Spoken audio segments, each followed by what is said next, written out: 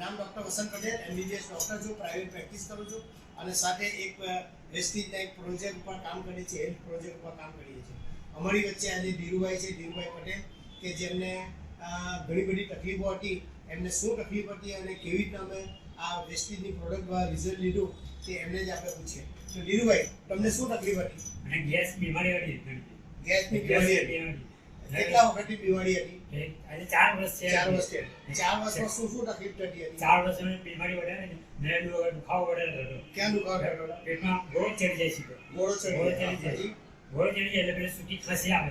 સૂકી ખસી આવે એટલે પાછું વધારે તકલીફ પડી જાય. હવે ત્યાર પછી મેં આની એક બીજી દવા લીધી.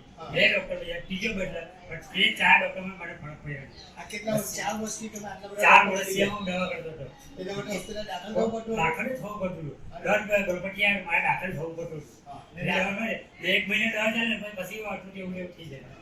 કમ શક્તિ વધારે રહેતી. કમ શક્તિ વધારે રહેતી. મને શરીરમાં તાકાત નહીં રહેતી.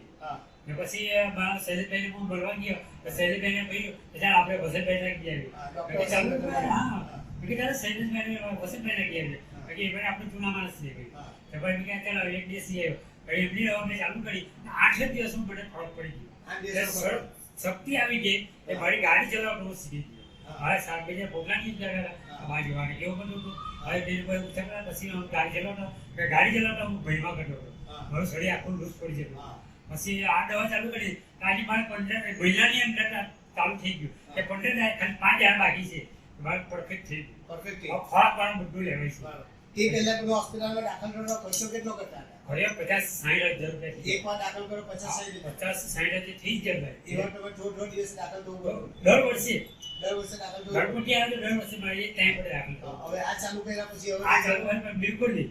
પહેલા તમારું વજન કેટલું હતું? પહેલા મારે 30 જ હતું. 30. હા, અને આ દવા ચાલુ કરી મારે 35 થઈ ગયું. આજની તારીખમાં 35 થઈ ગયું. તમે જો કઈ પ્રોડક્ટ લીધેલી છે? અહીંયા છે એક આમલા છે, એલોવેરા છે, નોની છે, સ્પિરુલિના છે, ત્યાર પછી રેસ્પોકેર છે, ત્યાર પછી CMD ના ડ્રોપ છે, B12 નો સ્પ્રે છે, પંચ તુલસી અર્ક છે અને ફાઈબર છે. બધી દવા મેં પરફેક્ટ લીધી. બધી દવા પરફેક્ટ હજી ચાલે છે કે હજી છે. હા, કઈ ચોક્કસ દે હવે તો તમે હવે તમને કોઈ તકલીફ નથી અત્યારે? હમણાં કોઈ તકલીફ નહીં. ખાવા પીવામાં ખાવા પીવા કઈ વાંધો નહીં. અને તાકાત બધું આવી ગયું. તાકાત ઘણી આવી ગઈ પહેલા આપણે ઘરે આરામ કર્યા એમ જ છે. હવે કામ કરવાનું મન થાય કે ચાલો હવે પેલા કામ કરીએ, 2 પૈસા આવે બીજી દવા લઈ આવીએ પાછી પીએ એમ દવા પીએ. હવે તમે લોકોને શું સલાહ આપવા માંગો? સલાહ છે કે આ દવા પીવો તો તમને પાવર આવી જશે, તો તમને કામ કરવાનું થશે.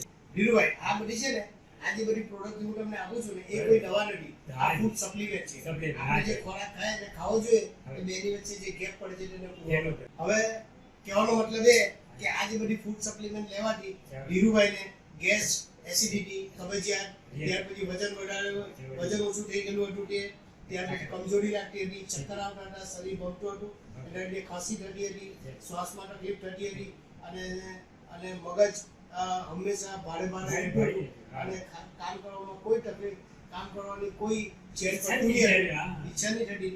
હવે એ બધી તકલીફો દૂર થઈ ગઈ છે. તો હું દર્શક મિત્રોને એટલું કહેવા માંગુ કે કોઈને પણ આ પ્રકારનો પ્રોબ્લેમ હોય તો આ વેસ્ટેજના ફૂડ સપ્લિમેન્ટનો તમે ઉપયોગ કરો તો તમને જબરજસ્ત રિઝલ્ટ મળી શકે એમ છે. તો અહીંયા આપણે એને એન્ડ કરીએ. Thank you very much. Wish you well.